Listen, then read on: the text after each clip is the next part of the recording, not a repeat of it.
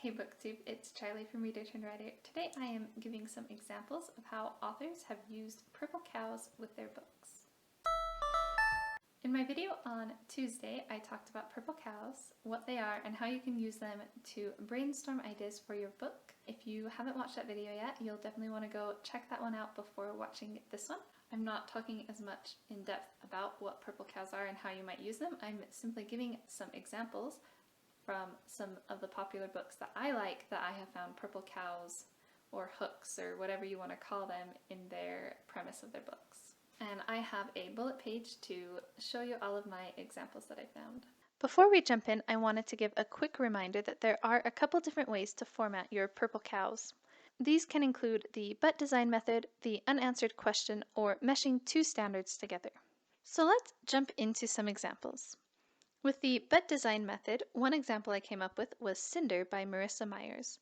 It's Cinderella, but Cinderella is a cyborg, and the setting is sci-fi. A book that uses the unanswered question would be Mistborn by Brandon Sanderson.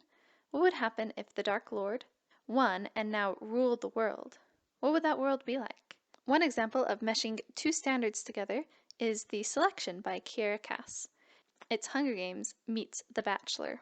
Another but design method book is The Amazing Spider-Man by Stan Lee. This is the original Spider-Man comic book.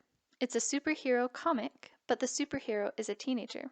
My brother had me read these recently and was telling me that when Stan Lee first pitched the idea for Spider-Man, he was shot down and told that teenage superheroes are only the sidekicks. They couldn't be the main hero. So he just wrote Spider-Man into the Fantastic Four comic. Spider-Man was obviously very popular and took off. Can you imagine if he had listened to them and hadn't taken that twist and made that but change? Another interesting unanswered question is found in Scythe by Neal Schusterman. What would happen if humans were so advanced that they needed to kill each other off for population control? This is an interesting one because Scythe is a very dystopian book that came out after the dystopian craze but did very well still, because it had a really good hook or purple cow. And another example of meshing two standards together is the book A Curse So Dark and Lonely by Bridget Kemmerer. This is a Beauty and the Beast meets Groundhog's Day. Groundhog Day? Groundhog's Day? I don't actually know which it is. And then just to give some examples from the different places I told you could start. So some examples of books that switch up the perspective. Marilla of Green Gables by Sarah McCoy. This is Anne of Green Gables, but looks at it from Marilla's perspective. Flipped by Wendelin Van Draenen. She takes the same story about a girl who has a crush on a boy and tells the story from both the boy's perspective and the girl's perspective, and it flips. The Book Thief, a really popular one, is World War II, but from the perspective of Death. Death is actually a character that is telling the story. And then Beverly Cleary's classic The Mouse and the Motorcycle, which is just the story of life from the perspective of a mouse. So some examples of books that change up the setting. We have The Stars We Still by Alexa Dunn, or For Darkness Shows the Stars by Diana Pietrafund. I never know how to say her name. Both are persuasion retellings, but they are sci-fi. The Stars We Still takes place in space, and For Darkness Shows the Stars is a dystopian. Another one is The Lunar Chronicles by Marissa Meyer. This is a series of fairy tale retellings, but they're all sci-fi. Mixing up some genres, obviously For Darkness Shows the Stars was dystopian. Another one is A Spy's Devotion by Melanie Dickerson. This is a Regency romance, but it's also a spy book, so she mixed those two together. Miss Peregrine's Home for Peculiar Children uses real photographs that are like creepy, and he wrote his story around those photographs. The Dollmaker of Krakow by R.M. Romero.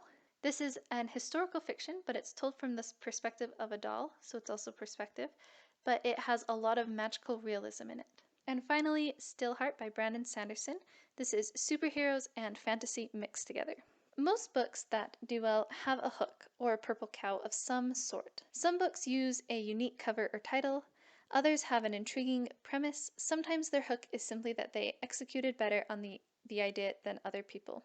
If you begin your brainstorming session with purple cows in mind, however, you'll be much more likely to come up with an idea that catches people's interest, making it much more marketable, not only to audiences that you want to sell your book to eventually, but to publishers, agents, and even beta readers. The better you can implement purple cows into your book, the better.